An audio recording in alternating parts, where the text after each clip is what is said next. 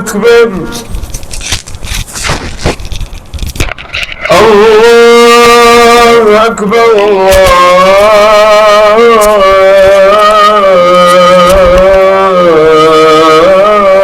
الله أكبر. أشهد أن لا إله إلا الله.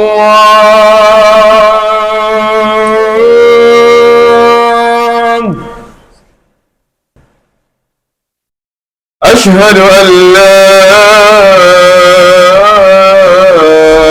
إله إلا الله. أشهد أن محمدًا رسول الله.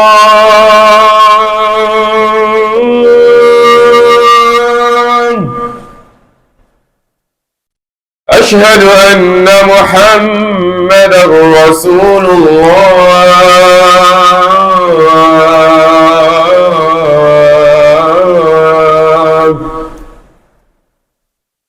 حي على الصلاة.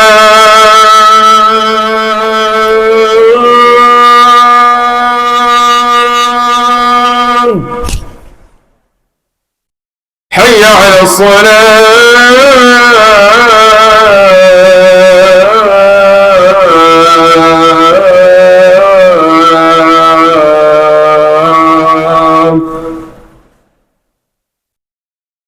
حي على الفلاح.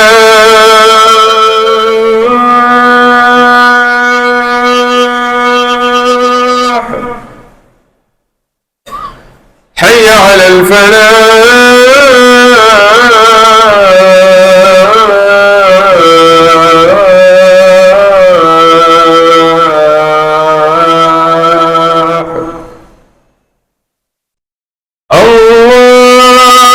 أكبر.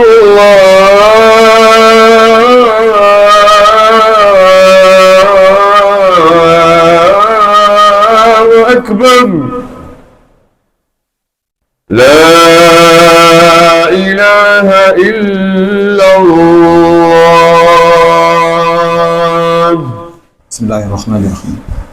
إن الحمد لله نحمده ونستعينه ونستهديه ونعوذ بالله من شرور أنفسنا وسيئات أعمالنا.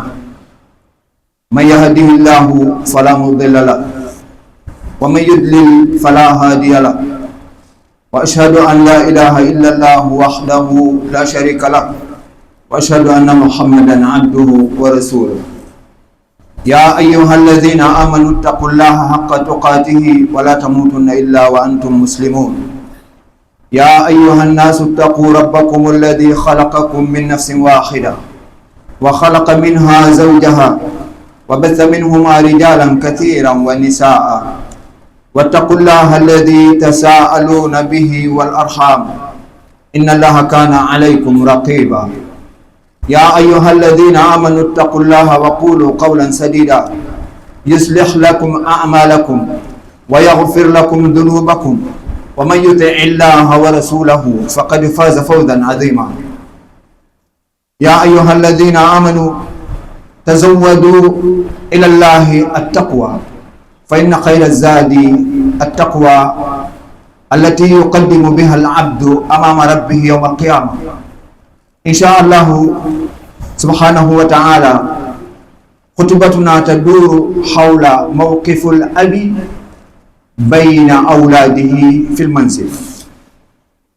قال الله سبحانه وتعالى في سورة لقمان: ووصينا الإنسان بوالديه حملته أمه وهنا على وهن وفصاله في عامين أن اشكر لي ولوالديك إلي المصير. قال صلى الله عليه وسلم: لا يجزي ولد عن والده، يعني لا يمكن أن توفى حق الأب إلا أن تجده مملوكا فتشتريه فتؤتقه. هناك أن تكون أديت حق الأب. من يستطيع أن يعمل هذا في هذا الزمان إذن لا يمكن أبدا أن توفيه حقه. Louange à Allah, le Seigneur de l'univers. Nous le remercions infiniment et nous prions sur son messager et prophète Mohammed sallallahu alayhi wa sallam, ainsi que tous ses compagnons et ceux qui vont les suivre jusqu'à le jour de la résurrection. Après avoir lu les 3 versets que Allah subhanahu wa ta'ala nous a exhortés de lui craindre et tout ce que nous devons nous approvisionner devant notre Seigneur le jour de la résurrection, c'est la crainte seulement. C'est de lui craindre. Comment on doit lui craindre? C'est de se cramponner sur ses ordres et rester tranquille et stable sur ça, et de s'éloigner de ses interdictions avec des choses qui sont blâmables. Si notre Seigneur nous permet, notre sermon va tourner sur la place du Père devant ses enfants au niveau de la famille. Allah subhanahu wa ta'ala nous dit dans Surat Al-Luqman, ayat 14, Allah nous exhorte, ainsi que tous les êtres humains, d'être bien avec ses parents.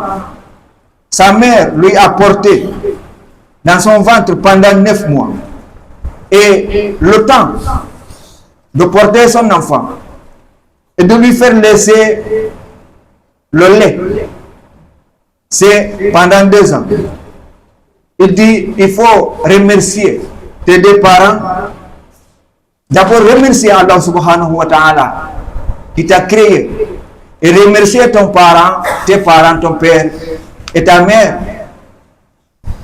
Et il faut savoir, c'est vers chez moi que tu vas retourner le jour de la résurrection. On va prendre une petite partie parmi les 2 là. Parce que le plus souvent, les ulémas nous parlent trop de la femme devant ses enfants, surtout les garçons. Aujourd'hui, on va essayer d'amener un peu la part du père, la place du père devant les enfants. Le prophète sallallahu alayhi wa sallam a dit le droit du père devant ses enfants. Un enfant ne peut pas donner le droit de son père sauf s'il lui trouve en esclavage. Il lui franchit. C'est là qu'on va compter que l'enfant a remboursé son père. Et les éléments disent, qui peut faire ça actuellement dans notre génération? Où sont les esclaves? Où est l'esclavagisme? Qu'on peut, dans la religion musulmane, et la manière dont que la religion musulmane demande l'esclavagisme, qui est parmi nous ici, qui a la possibilité de franchir son père? Et il dit, si tu n'as pas fait ça, il faut savoir que tu n'as pas remboursé, tu ne peux pas rembourser ton père. Cela veut dire, il faut essayer de faire beaucoup et être respectueux devant tes 2 parents, surtout ton père. Toi, le fils, tu as hérité 3 choses de ton père. يقول النبي صلى الله عليه وسلم, le prophète dit sallallahu alayhi wa sallam, al-ibn, le fils, majibanatun, mabkhalatun, mahzana. Il dit al-ibn, le fils, il faut savoir 2 choses. Que toi, tu es un enfant, tu es un fils. Et moi qui te parle, je suis un fils de mes parents. Et aussi, il faut savoir, ton père est toujours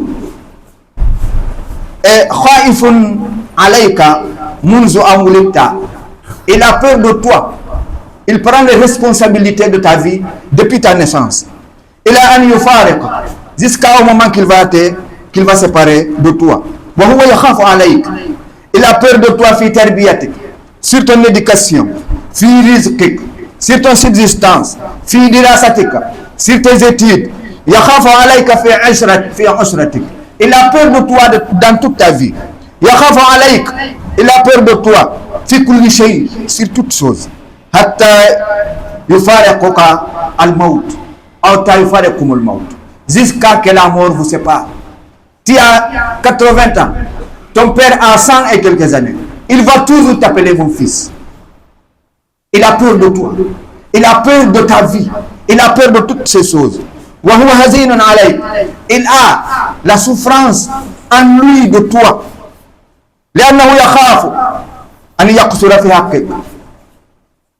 Il a peur de ne pas te donner tes droits. Il a peur de ça. Ton père a peur de ça jour et nuit. Comment il va essayer de faire tout pour que tu sois meilleur entre tes collègues, dans toutes les familles, pour que tu viennes devant les autres, on va dire tel enfant, c'est l'enfant de telle personne. Il a peur pour toi à tout moment.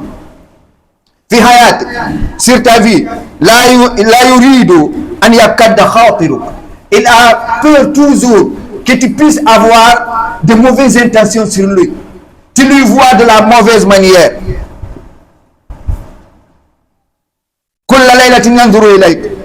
Chaque nuit, il va venir te regarder. Il va essayer de sauvegarder et te regarder dans la nuit. Comment tu dois dormir, tu dors en étant tranquille. Après ça, si tu n'as pas eu la bonne éducation, donc il a besoin, ce qui est plus dur sur lui, c'est de te voir, tu es loin de ton Seigneur. Tu n'as pas appris. Ou bien, tu ne respectes pas la religion musulmane. Ton père va avoir peur de ça. Il va faire tout pour essayer de t'éduquer de la bonne manière pour que tu t'approches de ton Seigneur. Pour que tu t'approches d'Allah subhanahu wa ta'ala. Il va avoir peur que tu sois loin de respecter la religion musulmane et de respecter ton Seigneur. Majbanun, il a peur. Khaifun alayk. Il a peur sur toi. Muhzinan da'iman. Il a la tristesse. Tadkhulu fi qalbihi. Ça va toujours, il va avoir la tristesse dans son cœur. Annahu yahrum nafsahu min lazat al-aish. Il va toujours priver des bonnes choses qu'il doit satisfaire ou bien qu'il doit faire dans sa vie. Il va garder ça pour toi. Pour que toi, tu puisses vivre avec ça de la bonne manière. Voilà, yakunu fi rakha'in. Et ne doit pas, ton père, il ne va pas être dans une manière de te négliger pour que tu ne puisses pas vivre de la bonne manière. Il dit là comme abonnant, Allah tuhuram nafsaka ahyanan min sayyid. Ton père ne va pas priver des choses pour toi. Le père va priver des choses qu'il va te donner. Au lieu de manger ça dehors, il va payer ça, il va garder ça pour toi, il t'envoie à la maison. Il aime le bonheur pour toi. C'est comme ça que ton père est. Il aime toujours le bonheur pour toi. Maintenant, toi, tu es dans le bonheur. Au moment qu'il était de t'éduquer, il est dans les difficultés. Au moment qu'il quittait là où il est né, là où il est grandi, il n'avait rien. Il est passé sur des choses, sur des endroits, sur des routes, sur des moments difficiles. Il t'a amené. Il a marié ta mère. Il est venu t'amener, il t'a mis au monde. Il te met à l'aise. Maintenant, toi, il te met au monde.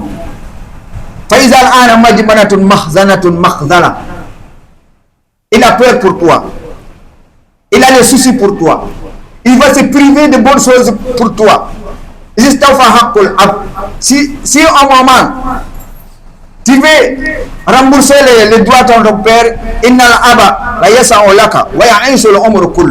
ton père va vivre toute sa vie, il a peur pour toi. Ta mère, ta mère va te donner tes droits.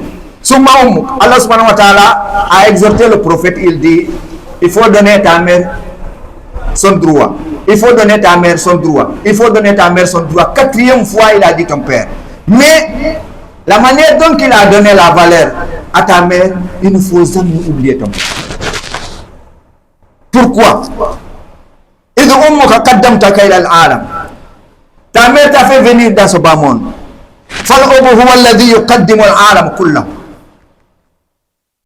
C'est ton père qui va amener le monde devant toi pour que tu puisses vivre. C'est lui qui va t'éduquer comment tu vivre dans ce bas monde. C'est ton père qui va t'enseigner comment tu vas vivre dans ce bas monde. Ta mère va te mettre dans son ventre pendant 9 mois. Ton père va te supporter sur son dos, avec toi, avec ta mère, pendant toute la vie. Ta mère va essayer de faire tout pour que tu puisses avoir la nourriture, pour que tu ne puisses pas avoir la faim.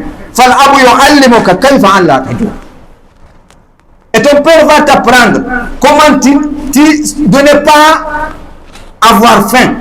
Comment tu veux travailler de ne pas avoir faim. Mais ta mère te donne pour que tu puisses être rassasié. Mais ton père t'enseigne comment tu vas faire pour ne pas que tu sois affamé.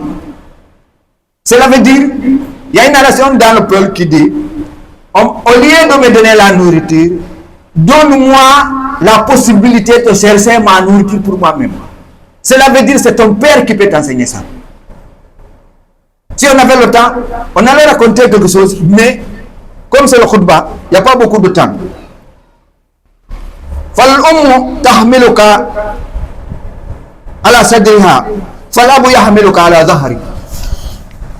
mère va te porter dans son ventre et ton père va te porter sur ton dos. Ta mère va prendre la responsabilité de t'éduquer. Ton père va implanter sur toi comment tu vas prendre la responsabilité de ta vie. Ta mère va te porter pour ne pas que tu tombes. Et ton père va essayer de t'enseigner comment tu vas te relever au moment que tu vas tomber.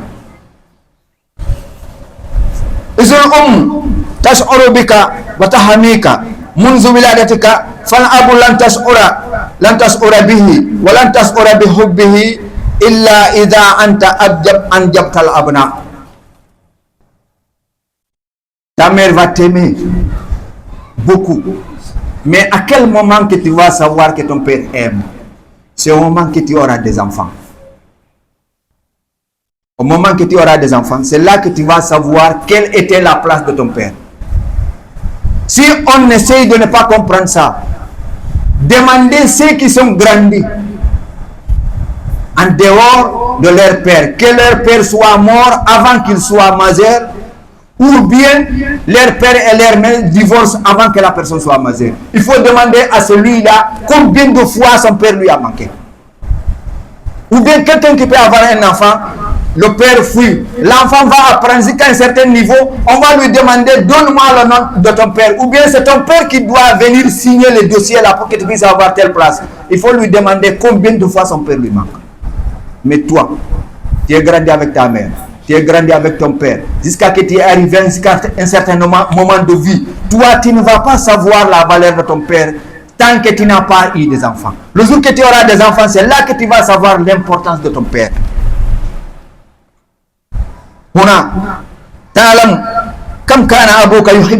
C'est là que tu vas savoir combien de fois ton père aimait. La mère, c'est la place de l'amour, Lakin al-abu mambaou akhlaqa. Le père, c'est lui qui implante les bons comportements en toi. Ta mère va avoir pitié de toi, va avoir l'amour avec toi. Mais pour avoir l'amour de la vie, et comment avoir l'amour, c'est ton père qui va implanter ça en toi. وشمعة التي اهترق الأمور كلها من أجل أن تضيع السعادة لك ولأمك ولإخوانك.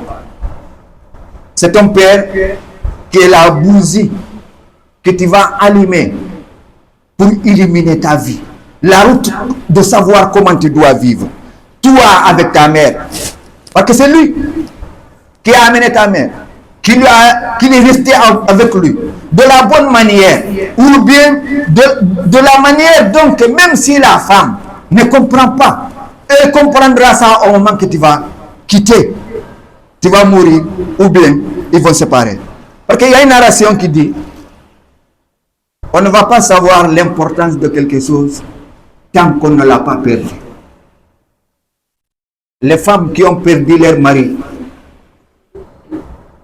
sont elles qui savent combien de fois leur mari était important pour elles. Mais au moment que tu vis avec elle, elle ne va pas te regarder, elle ne va pas considérer, elle va chercher toujours à avoir des comportements ou bien comment on appelle, des renseignements à l'extérieur. Elle va te négliger. Mais le jour que vous avez vous séparé, que ce soit la mort, ou bien vous vous divorcez, ou bien elle soit loin de toi, c'est là qu'elle va savoir combien de fois l'homme a été important pour nous. وأقول قولي هذا وأستغفر الله لي ولكم ولسائر المسلمين من كل ذنب فاستغفروه إنه هو الغفور الرحيم.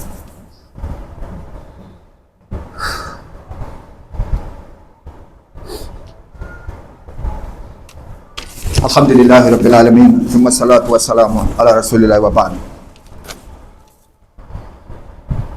Et le père, il va vivre de temps en temps loin de la famille. À cause de quoi? Pour essayer de faire tout pour chercher la subsistance et le repos de sa femme et de ses enfants. Nous savons tous, parmi nous là où l'on a passé pour arriver à un niveau de vie, là où ta femme et tes enfants vont vivre de la bonne manière. Ils vont vivre là où il y a tout. Les dépenses, la maison, la possibilité de payer leur scolarité. C'est toi seul qui peux connaître ça.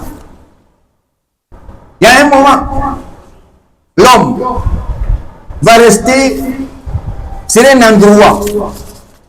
Là, il a toutes les difficultés de vie pour vivre. Mais la femme et ses enfants ne vont jamais savoir ça. Tu vas voir un père, il va sortir le matin. Il a des dettes, il a des difficultés, il a des accidents de travail, tout.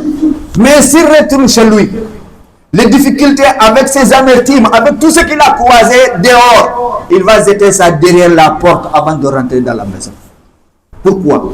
Pour ne pas que sa femme sente qu'il a des soucis. Pour ne pas que ses enfants puissent avoir qu'il a des dettes, qu'il a des soucis. Il cache tout ça là. Pourquoi? Pour satisfaire la famille. Pour satisfaire la famille. Et pour cacher les amertumes et les difficultés qu'il a eu dehors.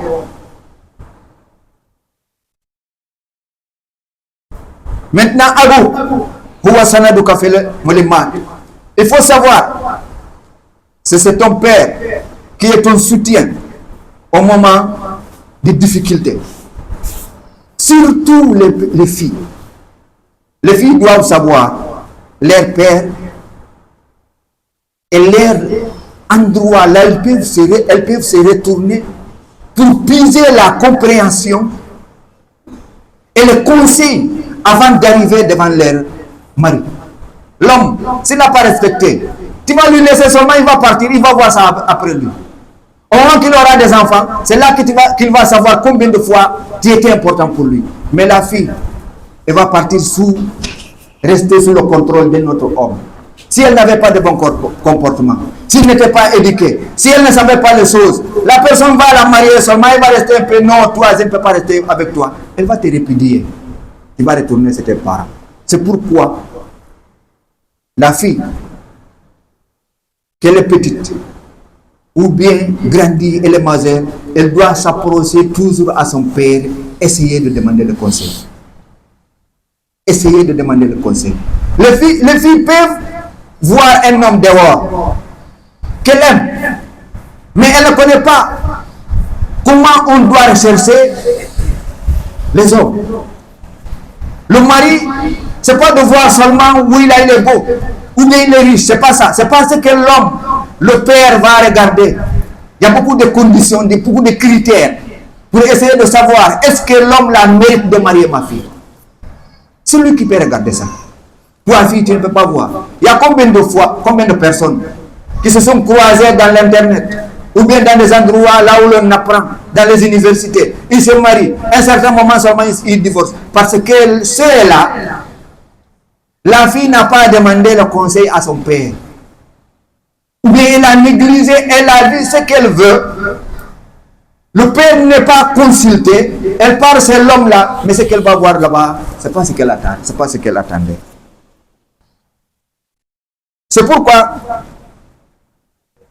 si on dit quelqu'un parmi les êtres humains, il est orphelin, c'est un orphelin parmi les êtres humains, c'est un orphelin de père. Si son père est mort avant qu'il soit pubère, c'est là qu'on va dire qu'il est orphelin. Mais parmi les animaux, l'orphelin, c'est l'animal qui a perdu sa mère, parce que c'est la mère qui l'éduque. Mais parmi les êtres humains, c'est l'homme qu'on peut dire que la personne est orphelin, que ce soit une fille ou un garçon. C'est pourquoi l'enfant, que ce soit fille ou bien garçon, ils doivent regarder bien, essayer de comprendre leur père avant leur puberté et les écouter aussi.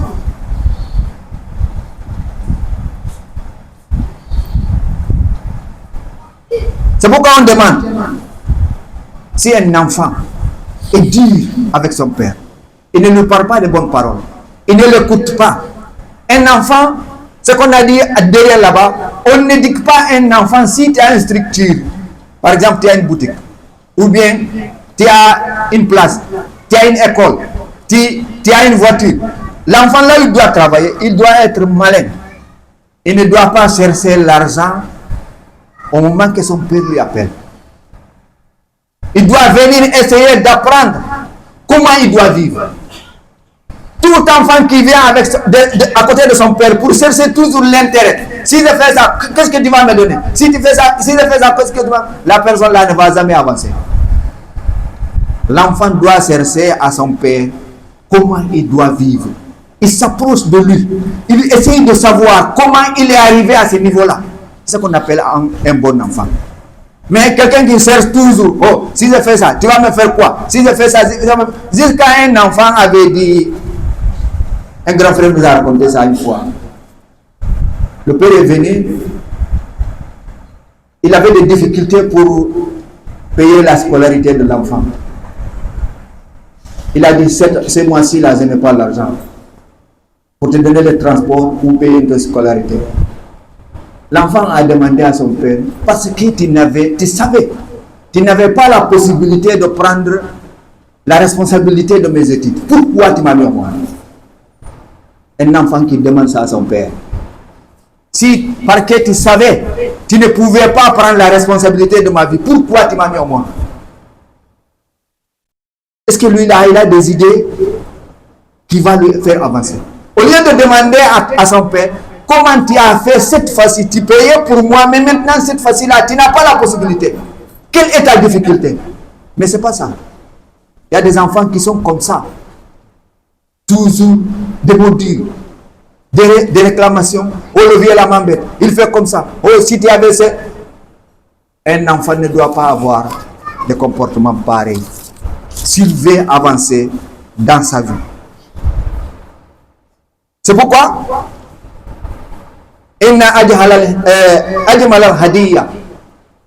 la plus meilleure de récompense, ou bien quelque chose que tu vas amener pour ton père, le cas de moi, ce qu'il va amener pour son père, c'est d'être bien avec ton père.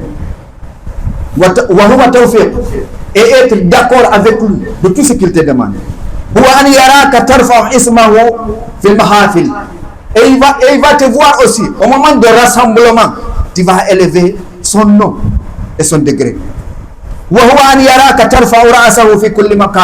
il va te voir le fils là. Tu vas élever, tu vas pour lui faire pousser et relever et regarder devant les gens s'il y a un rassemblement. Si tu es là, tu vas lui donner l'honneur.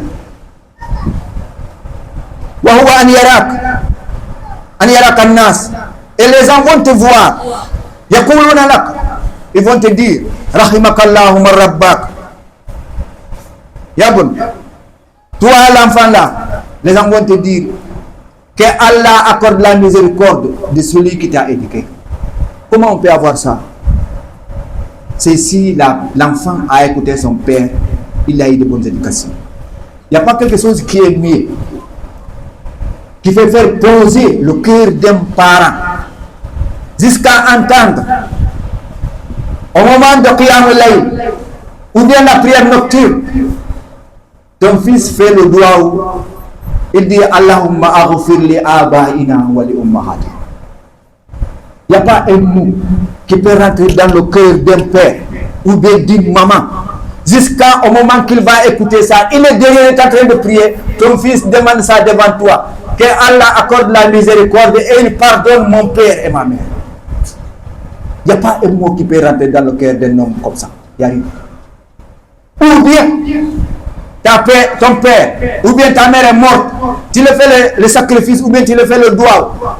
Allah subhanahu wa ta'ala, comme le prophète dit, Allah va monter leur degré dans le paradis. Jusqu'à que la personne va demander comment j'ai eu la place là. Allah va répondre que c'est ton fils qui est en train de faire les invocations pour toi. C'est pourquoi on a monté ton degré dans le paradis.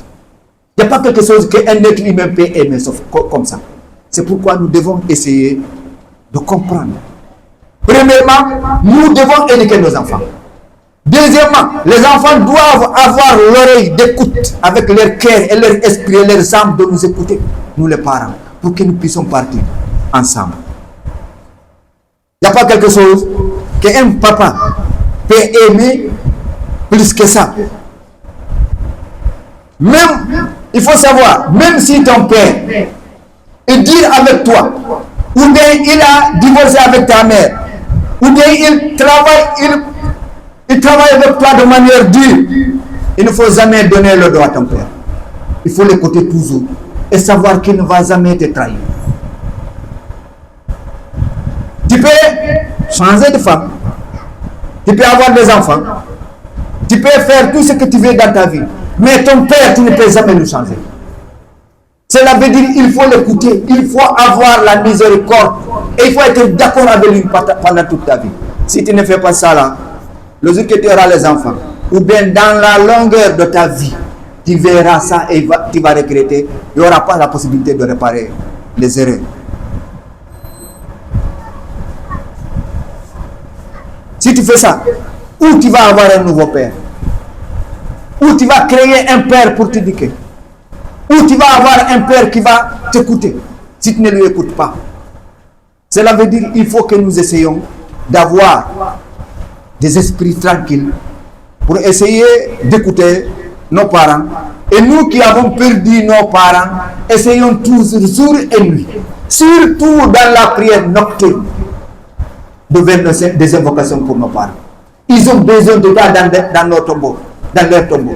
Et aussi nous qui sommes là, qui avons les parents au pays, ou bien qui sommes avec eux ici, il ne faut jamais les oublier. Et il ne faut jamais les oublier. Et il y a 3 personnes dans la vie, il ne faut jamais les négliger. Ta mère, ton père, avec celui qui t'a enseigné la religion, comment tu dois adorer ton Seigneur. Les 3 personnes là, il ne faut jamais les oublier dans tes évocations. Parce que d'enseigner un enfant comment il doit adorer son Seigneur, ça c'est pas quelque chose de facile. Nous devons être contents et être satisfaits et de toujours faire le droit pour nos ulémas qui sont en train de nous enseigner notre religion la jour et nuit. qu'il soit présent, ou bien derrière lui. Il faut que nous ayons l'esprit de le faire des invocations à tout moment. Tu peux ne pas lui donner l'argent, tu peux ne pas lui donner la nourriture, tu peux ne pas lui faire quelque chose que tu ne peux pas, mais il ne faut jamais l'oublier de lui faire des invocations. Ok, ce qu'il te fait, ce qu'il fait à ton enfant, toi tu ne peux pas. Il ne faut jamais oublier les trois personnes là. Ta mère, au moment qu'il t'a mis au monde, tu ne savais rien, tu ne pouvais rien. Ton père, au moment qu'il t'indique, tu ne connaissais pas qu'est-ce qu'on appelle la vie. Au moment que l'autre t'enseigne ta religion, toi tu ne connaissais rien. Les trois personnes là, il ne faut jamais les oublier. Allahumma ighfir lana, Allahumma ighfir li abaina wa li ummahatina wa li ulama'ina alladhina yu'allimuna ad-dina. Allahumma inna nas'aluka ilman nafi'a wa na'udhu bika min ilmin la yanfa. Allahumma hdina wahdi bina, Allahumma hdina wahdi awladana waj'alhum min as-salihin alladhina yuti'unaka wa la ya'sunaka wa yuslihuna fil ardi wa la yufsidun. Allahumma ati anfusana taqwaha wa zakkiha anta khairu man zakkaha anta waliyuha wa mawlaha. ربنا آتنا في الدنيا حسنة وفي الآخرة حسنة وقنا عذاب النار. ربنا لا تزغ قلوبنا بعد إذ هديتنا وهب لنا من لدنك رحمة إنك أنت الوهاب. اللهم أرنا الحق حقا وارزقنا اتباعه وأرنا الباطل باطلا وارزقنا اجتنابه. وصل اللهم على نبينا محمد وعلى آله وصحبه وسلم. قوموا إلى صلاتكم يرحمكم الله.